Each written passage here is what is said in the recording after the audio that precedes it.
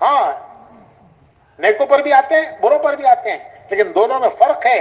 فرق یہ ہے کہ نیکوں پر حالات دیکھیے، ایک پنجرا ہوتا ہے پرندے کا،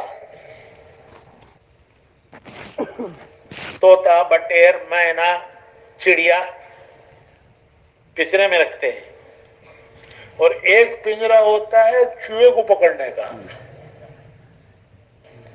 تو چوہے کا پنجرا اور کبوتر کا پنجرا، پرندے کا پنجرا دونوں برابر ہیں؟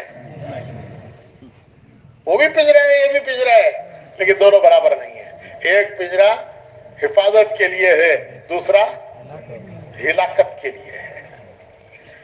پرندے کا پنجرا ہلاکت کے لیے ہے، پیار سے ہے، محبت سے ہے.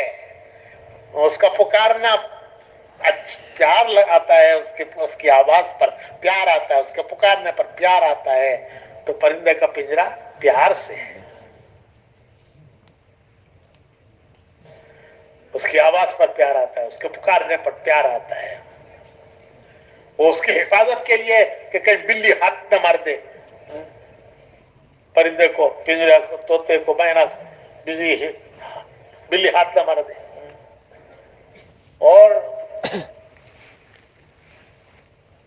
چوہے کا پنجرا وہ بھی محبت سے ہے، وہ نفرت سے ہے.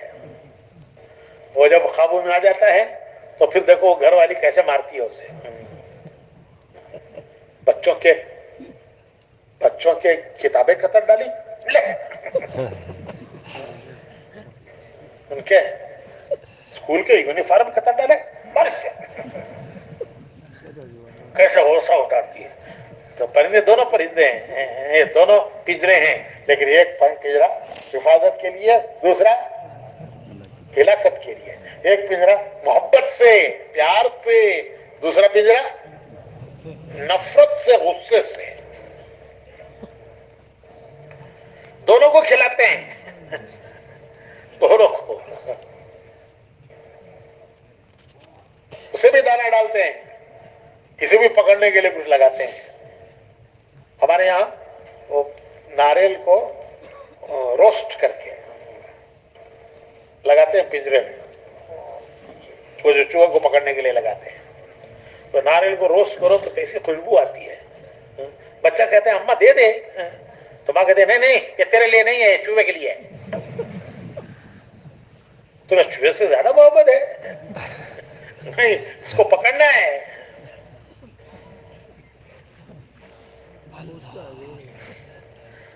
تو اللہ تبارک و تعالیٰ نیکوں پر حالات لاتے ہیں ان کے گناہوں کی معافی کے لیے، ان کے درجوں کی بلندی کے لیے. اور دوسری بات یہ ہے کہ نیک لوگوں کے ساتھ ابتدا ہوتی ہے مشکلوں سے، مشقتوں سے، اور انتہا کامیابی. ان کی ابتدا مشقتوں و مشکلوں سے، اور ان کی انتہا کامیابی. اور باغیوں کی ابتدا عیش و عشرت سے، اور انتہا ناکامی. فرعون، شداد، نمرود، حامان، سب کی ابتدا عیش و عشرت سے، اور سب کی انتہا ناکامی. اور اللہ کے نیک بندے ابتدا مشقتوں سے اور انتہا کامیابی. حضرت یوسف علیہ السلام کا قصہ اللہ نے بہت تفصیل سے قرآن میں بیان کیا. احسن القصص، جس کو اللہ کے بہترین قصہ، وہ کیسا پیارا قصہ ہے. تو ایک اس قصے کا ابتدائی دور، یوسف علیہ السلام کے قصے کا ابتدائی دور، حالات پر حالات، حالات پر حالات، پریشانیوں پر پریشانیاں، تکلیفوں پر تکلیفیں، یہ ابتدائی دور ہے. گھر سے نکالے گئے، بھائیوں نے ترکیب دے کر گھر سے نکال دیا. گھر سے نکلے، ماں باپ سے جدا ہوئے، مصر کے بازار میں غلام بنا کر بیچے گئے. پھر ایک تہمت لگا کر جیل خانے میں ڈال دیے گئے. حالات پر حالات آ رہے ہیں کہ بھائیوں کی اسکیم چل گئی، ان کی اسکیم چل گئی، گھر سے نکلے. مصر میں لا کے بیچے گئے. پھر زلیخا کی اسکیم چل گئی، غلام بنا کر وہ تہمت لگا کر جیل میں ڈالے گئے. پتہ نہیں کتنا زمانہ گزرا، علماء نے لکھا ہے کہ 10 سال جیل میں گزرے ہیں. کتنے سال؟ 10 سال جیل میں گزرے ہیں. لیکن وہ اپنا کام کرتے رہے. 10 سال حضرت یوسف علیہ السلام کے جیل میں گزرے ہیں. 10 سال کوئی معمولی بات ہے زندگی کا اور اصل کام کی جو زندگی ہے، جوانی کی زندگی، اس کا ایک 10 سال کا ایک حصہ 10 سال جیل میں گزرے. لیکن وہ وہاں بھی اپنا کام کرتے رہے. جیل میں کیسے کام کریں گے؟ مائک لگا کے سب کو جمع کر کے بیان کریں گے. جیل میں کیا اس کا موقع ہے کہ مائک لگا کر جمع کر کے بیان کرو؟ نہیں، وہ ایک ایک کو سمجھاتے رہے، ایک ایک کو سمجھاتے تھے، ایک ایک کو اللہ سے جوڑتے تھے کہ تمہارا مالک کون ہے. وہ زمین و آسمانوں کا پیدا کرنے والا، اسی کا راج للہ ما فی السماوات وما فی الارض. وہ کون ہے؟ زمین و آسمانوں کا پیدا کرنے والا. کیا ایک اللہ کی پوجا کرنا، اس کی عبادت کرنا، اس کے سر جھکانا، کیا یہ بہتر ہے یا سینکڑوں کی عبادت بہتر ہے؟ تم بتاؤ، تمہارا دل کیا کہتا ہے؟ تمہارا دل کیا کہتا ہے؟ تو جیل میں بھی وہ اپنا کام کرتے رہے. پھر وہی ذریعہ بنا ان کے جیل خانے سے نکل کر حکومت کے تخت پر آنے کا. وہ دعوت دینا ہی ذریعہ بنا. ایک قیدی جو وہاں سے چھٹ کر نکلا اور جس کو انہوں نے خواب کی تعبیر بیان کی تھی، جب بادشاہ نے خواب دیکھا اور کوئی تعبیر سب درباریوں کی سمجھ میں نہ آئی، تو اس قیدی کو یاد آیا کہ وہ جو بزرگ ہے نا جیل میں، وہ تعبیر کتنی اچھی بتاتے ہیں، ہماری بتائی تھی تعبیر وہ صحیح ثابت نکلی. اس نے بادشاہ سے کہا کہ میں ایک آدمی جانتا ہوں، وہ جیل میں ہے، وہ تعبیر بتانا جانتا ہے، اس نے ہمیں بتائی تعبیر وہ صحیح نکلی. تو بادشاہ نے کہا لاؤ، جلدی لاؤ ان کو. تو یوسف علیہ السلام نے فرمایا کہ پہلے میرے مقدمے کی سماعت کرو، فیصلہ کرو کہ میرے اوپر جو الزام ہے وہ صحیح ہے یا غلط ہے. میں اپنے اوپر الزام رکھتے ہوئے حکمرانی میں نہیں آنا چاہتا. تو تحقیق ہوئی تو پتہ چلا کہ وہ تہمت تھی اور الزام لگانے والا خود ملزم تھا. راستہ کھل گیا. تو میں عرض کر رہا تھا کہ ابتدائی زمانہ، ابتدائی دور مشکلوں کا، آزمائشوں کا ایک دور گزرا. پتہ نہیں کتنے برس گزرے مشکلوں کے، آزمائشوں کے. پھر اللہ کا غیبی نظام حرکت میں آیا. اللہ کا غیبی نظام حرکت میں آیا کہ بادشاہ کے خواب کی تعبیر درباری نہ بتا سکے، اور قیدی کو یاد آیا کہ یہ بزرگ یہ بتا سکتے ہیں. پھر انہوں نے تعبیر بتائی کہ 7 سال فصلیں ہوں گی بہت زبردست، بپر کراپ، اور پھر 7 سال آئے گا قحط. تو 7 سال کی فصلوں کو قحط کے آنے والے 7 سالوں کے لیے محفوظ کرو. اور طریقہ بھی بتایا کہ انہیں بالیوں میں سے نہ نکالو، جتنی ضرورت ہے اتنی نکالو، باقی بالیوں میں رہنے دو، ورنہ سب نکال دو گے تو خراب ہو جائیں گے. پھر جب قحط کا زمانہ آئے گا تو یہ بچایا ہوا 7 سال کا کام آئے گا. اور اس کے بعد 14 سال کے بعد بیج بونے کے لیے بھی تمہارے پاس ہونے چاہیے. 15 سال کی اسکیم بتائی یوسف علیہ السلام نے، 15 سالہ پلان. بادشاہ نے کہا کہ یہ میرے بس کا نہیں ہے، یہ 15 سال یوں سنبھالنا میرے بس کا نہیں ہے. تم چلا سکتے ہو؟ انہوں نے کہا کہ ہاں انی حفیظ علیم، میں جانتا ہوں. تو بادشاہ نے کہا لو تمہارے حوالے ہے.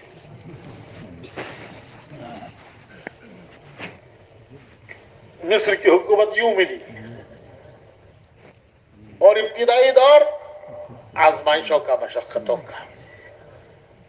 تو میرے بھائیوں اور دوستو، حالات سے آدمی گھبرائے نہیں، اسی کا نام ہے استقامت. کبھی حالات دوسروں کی طرف سے ہوتے ہیں، کبھی حالات اپنوں کی طرف سے ہوتے ہیں. اپنوں کی طرف سے جو ہوتے ہیں وہ زیادہ سخت ہوتے ہیں، دوسروں کی طرف سے جو ہوتے ہیں وہ اتنے سخت نہیں ہوتے. جو اپنوں کی طرف سے آتے ہیں وہ زیادہ سخت ہوتے ہیں.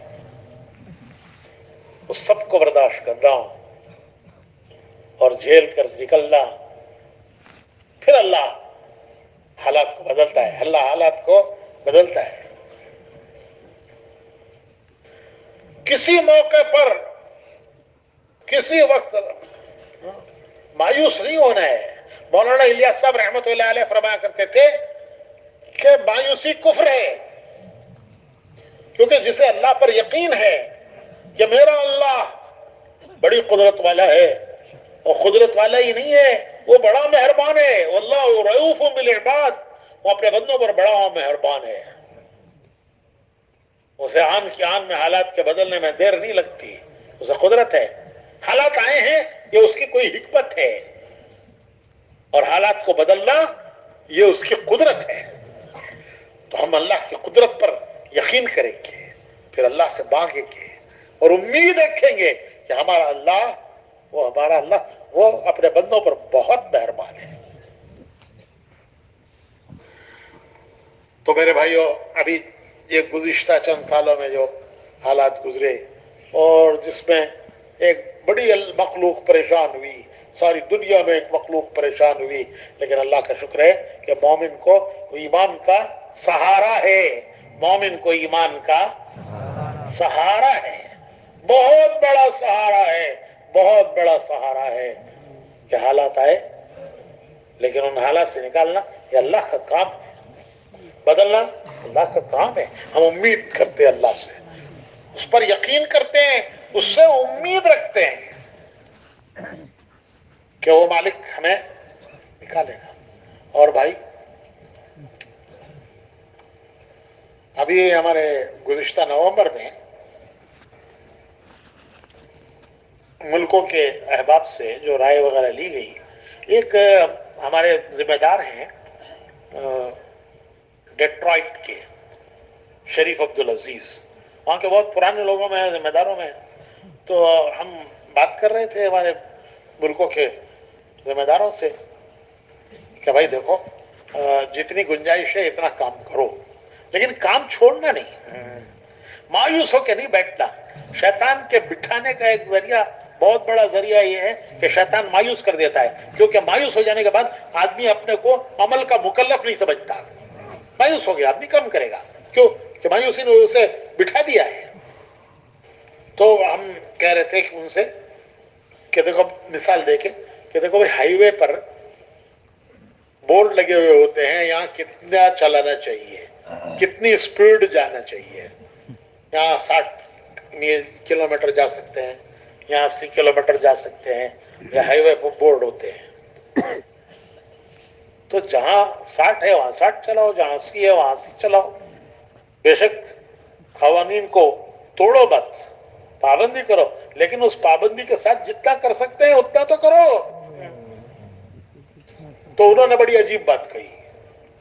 انہوں نے یہ کہا کہ ہمارے یہاں اگر 80 کی لمٹ ہے اور کوئی 60 چلاتا ہے اس پر بھی فائن ڈالتے ہیں. لمٹ 80 کی ہے تو 60 کیوں چلا رہا ہے، اس پر بھی فائن ڈالتے ہیں. تو ہم نے ان سے کہا کہ بھائی 80 کی لمٹ ہے، کوئی 90 چلائے تو فائن ڈالنا سمجھ میں آتا ہے کہ 80 کی لمٹ تم نے 90 کیوں چلایا، 60 کی لمٹ تم نے 70 کیوں چلایا. تو 80 کی لمٹ پر 60 چلائے تو یہ فائن کیوں ڈالتے ہیں، یہ تو سمجھ میں نہیں آیا. وہ کہنے لگے کہ اس کو فائن اس لیے ڈالتے ہیں کہ پیچھے جو 80 چلانے والا چلانا چاہتا ہے تو اس کے لیے رکاوٹ بنا ہوا ہے. تو 60 چلا رہا ہے تو 60 چلا کر 80 کی لمٹ میں جو پیچھے 80 چلانا چاہتا ہے اس کے لیے تم رکاوٹ بنے ہوئے ہو، اس لیے تمہیں فائن ڈالنا چاہیے. تو میں کہنے لگا یا اللہ تو ہم تبلیغ والوں کو فائن مت ڈال. کیا ہم اپنی استطاعت دیکھ رہے ہیں؟ ہم یہ نہیں دیکھ رہے ہیں کتنا جا سکتے ہیں اتنا جاؤ. کہہ رہے نہیں نہیں نہیں نہیں نہیں احتیاط. ارے بھائی احتیاط ٹھیک ہے لیکن احتیاط کے معنی یہ تھوڑی ہی ہے کہ 80 ہے تو 60 جاؤ، 80 ہے تو 80 تک جاؤ. تو پھر اللہ کہیں ہمیں فائن نہ ڈال دیں کہ ہم دوسروں کے لیے نہ کرنے کا یا کم کرنے کا سبب نہ بنے.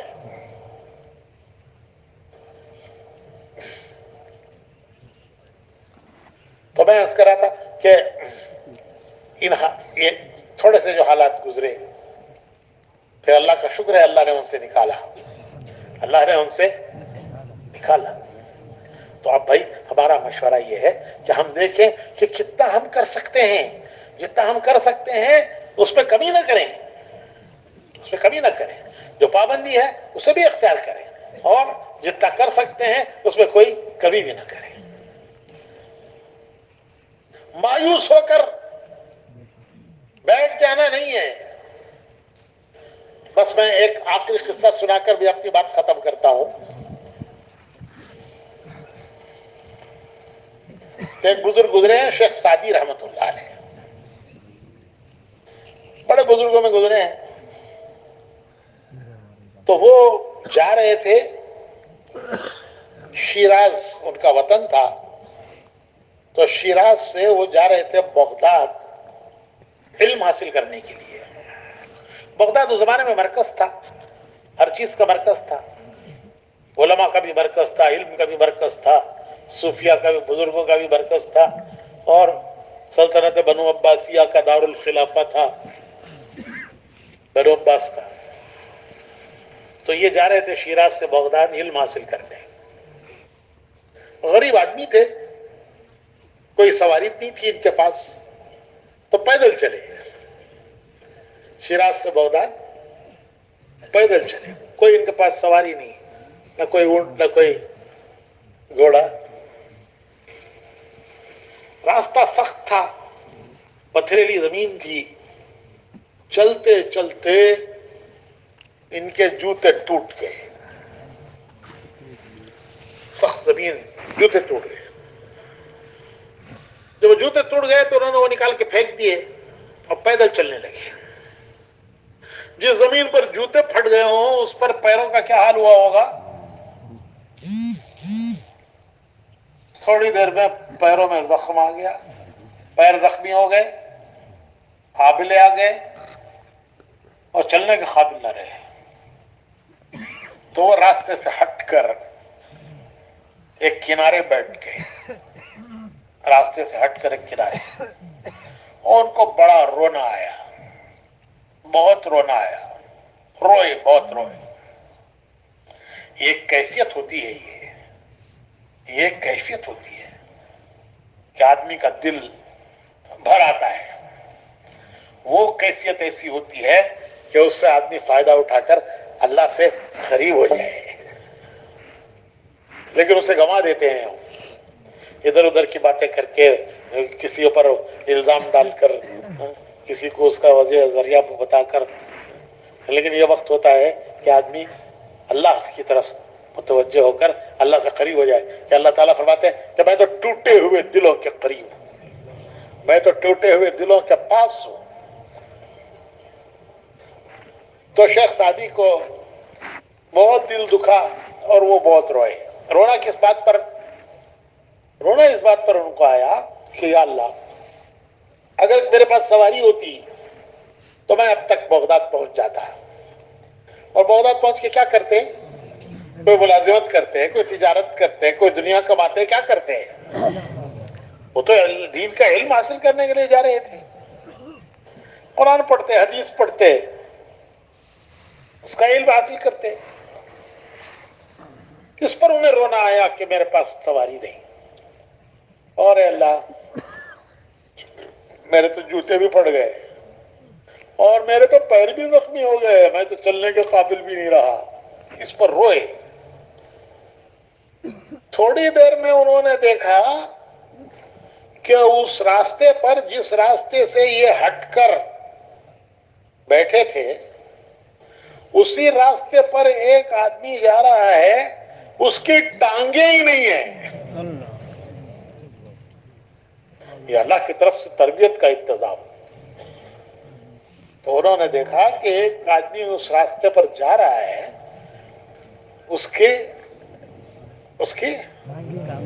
टांगे ही नहीं है।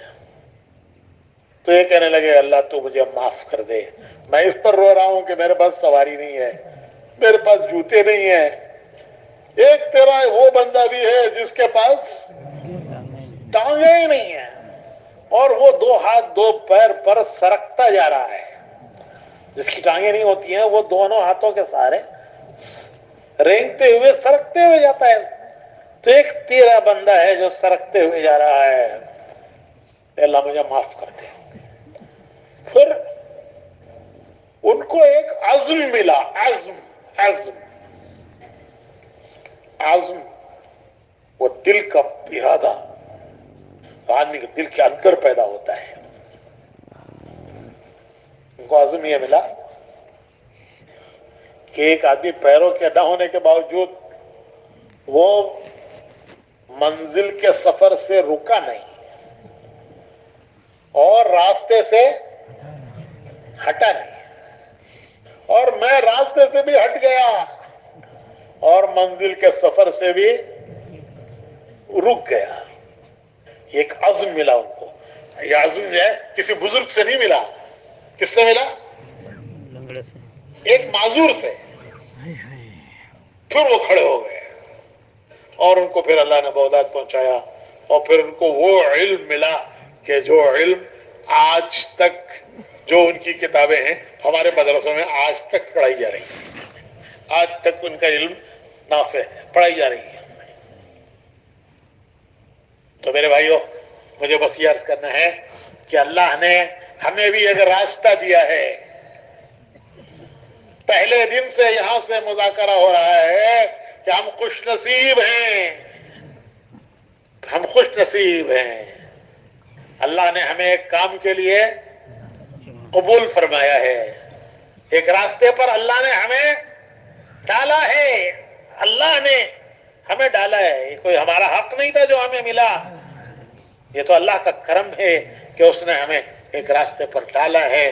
बस भाइयों, बात सिर्फ इतनी है कि हालात की वजह से, किसी वजह से भी हम रास्ते से न हटें और मंजिल के सफर से न रुकें। ये इस्तिकामत है। मैंने शुरू में अर्ज किया कि हम यहां इसलिए जमा हुए हैं कि अल्लाह हमें अपने काम के लिए कबूल फरमा ले, अल्लाह हमें अपने काम के लिए कबूल फरमा ले और हमसे उस तरह काम ले ले जिस तरह काम लेना अल्लाह को पसंद है। उसी के मुज़ाकरे हैं कि अल्लाह हमें वो हमारी जिंदगी में पैदा फरमा दे।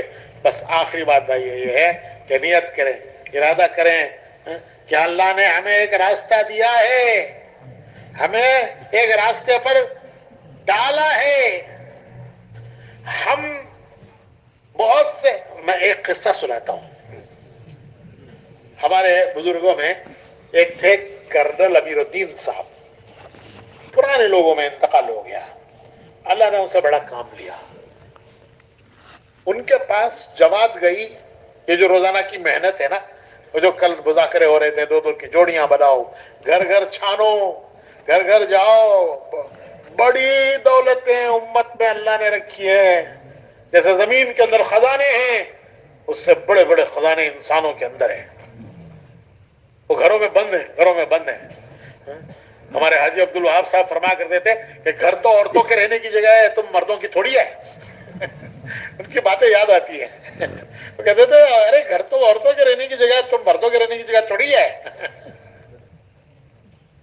तो बड़ी बड़ी सलाहियतें हैं उम्मत में, और वो उन सलाहियतों को जैसे जमीन को खोद कर उसके अंदर से सूरा चांदी जमीन खाने हैं उनमें निकाली जाती है, इस तरह ये घर घर की मेहनत से इंसानों की सलाहियतें रुख पर पड़ती हैं, रास्ते पर पड़ती हैं।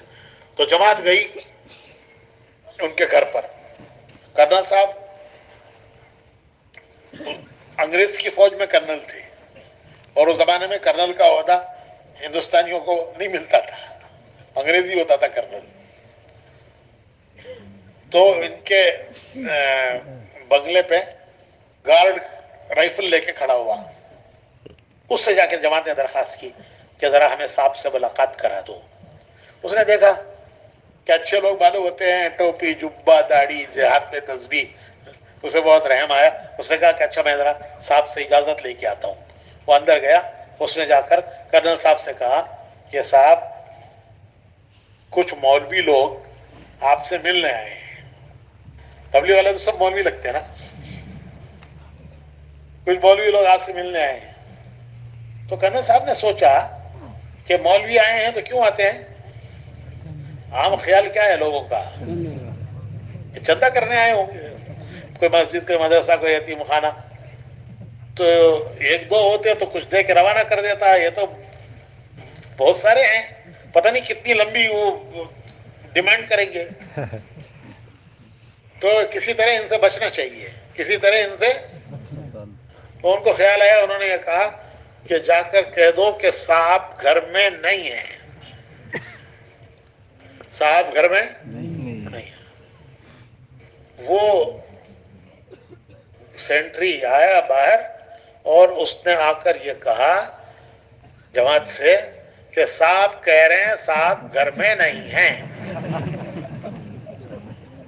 اسے سارا بھانڈا پھوڑ دیا کہ صاحب کہہ رہے ہیں صاحب گھر میں نہیں ہے. کرنل صاحب نے بھی سن لیا کہ میرا گارڈ کیا کہہ رہا ہے, انہوں نے بھی گھر میں سن لیا. تو شریف آدمی تھے, ان کو بڑی شرم آئی کہ میرا تو بھاڑا پھوٹ گیا. وہ فوراً باہر نکلے اور اس کو ڈانٹا کہ ارے تجھے میں نے ایسے کہا تھا. تو وہ غریب کیا کہتا, صاحب یوں ہی کہا تھا آپ نے, اس کی تو چھٹی ہو جاتی پھر اس کی. بس وہ دن تھا کہ وہ تبلیغ میں لگ گئے اور آگے بڑھتے چلے گئے, بڑھتے چلے گئے. پہلی جماعت ہندوستان سے جو انگلستان گئی اس کے امیر تھے کرنل صاحب. لیکن بھائی وہ لگنا چاہتے تھے کہ بچنا چاہتے تھے؟ اللہ انہیں لگانا چاہتا تھا, اللہ نے ان کو لگایا, اللہ نے لگایا. تو بھائیو یہ صرف ایک کرنل صاحب کا قصہ نہیں ہے, ہم میں بہت سو کا یہی قصہ ہے. ہم میں سے بہت سو کا یہی قصہ ہے کہ جب سب سے پہلے یہ جماعتیں ہمارے پاس آئیں تو ہم لگنا چاہتے تھے کہ بچنا چاہتے تھے, لیکن اللہ نے ہمیں لگایا. ہمیں ایک راستے پر ڈالا اللہ نے, ایک راستے پر اللہ نے ہمیں ڈالا, ہمیں ایک راستہ دیا ہے. اللہ کا شکر ہے کہ اللہ نے ہمیں ایک راستہ دیا ہے, ہمیں ایک راستے پر ڈالا ہے. لوگ زندگیاں ضائع کر دیتے ہیں. وہ پہلے کہتے ہیں کہ ایک کیمیا نام کی کوئی چیز ہوتی تھی, پتہ نہیں ہوتی بھی تھی کہ نہیں ہوتی تھی, لیکن مشہور ہے کہ کیمیا نام کی ایک چیز ہوتی تھی, وہ اس کو جس پر لگاؤ وہ سونا بن جاتا تھا. لوہے پر جس پر لگاؤ وہ سونا بن جاتا تھا. تو لوگ کیمیا کی تلاش میں زندگیاں گنوا دیتے تھے, جنگلوں میں, پہاڑوں میں, کہ یہاں ملتا ہے وہاں ملتا ہے, وہ جانتا ہے یہ جانتا ہے. تو لوگ کیمیا کی تلاش میں زندگیاں گنوا دیتے تھے. آخر میں پتہ چلتا ہے کہ یہ نہ وہ جانتا ہے نہ یہ جانتا, کوئی نہیں جانتا. تو لوگ زندگیاں گنوا دیتے تھے, آخر میں ہاتھ کچھ نہیں آتا تھا. تو بھائیو ایک راستہ دیا ہے اللہ نے, منزل کی طرف ہمیں بڑھایا ہے, منزل کے ایک راستہ دیا ہے. بس دو باتیں ہیں, نیت کرو کہ انشاءاللہ شیخ سعدی کی طرح جو ان کو عزم ملا کہ معذور اپنی معذوری کے باوجود راستے سے نہیں ہٹا, منزل کے سفر سے نہیں رکا. تو بھائیو ہم بھی نیت کریں کہ اللہ تو نے ہمیں ایک راستہ دیا, اپنے کرم سے دایا, اپنے کرم سے ہمیں تو نے ایک راستے پر ڈالا. اے اللہ تو ہم نیت کرتے ہیں हम नियत करते हैं कि इंशाअल्लाह मंजिल के सफर से, बोलो भाई, मंजिल के सफर से नहीं रुकेंगे और रास्ते से नहीं हटेंगे। हालात तो हालात हैं, वो आनी जानी है, आनी जानी हाल उसी जमाने को कहते हैं जो रुकने वाला नहीं है। वो तो चलते रहेंगे, चले जाएंगे, लेकिन इंशाअल्लाह हम अपने रास्ते पर जमे रहेंगे, मंजिल की तरफ सफर करते रहेंगे। तो नियत करो कि इंशाअल्लाह रास्ते से, बोलो भाई, नहीं हटेंगे, रास्ते से और मंजिल के सफर से नहीं रुकेंगे। अल्लाह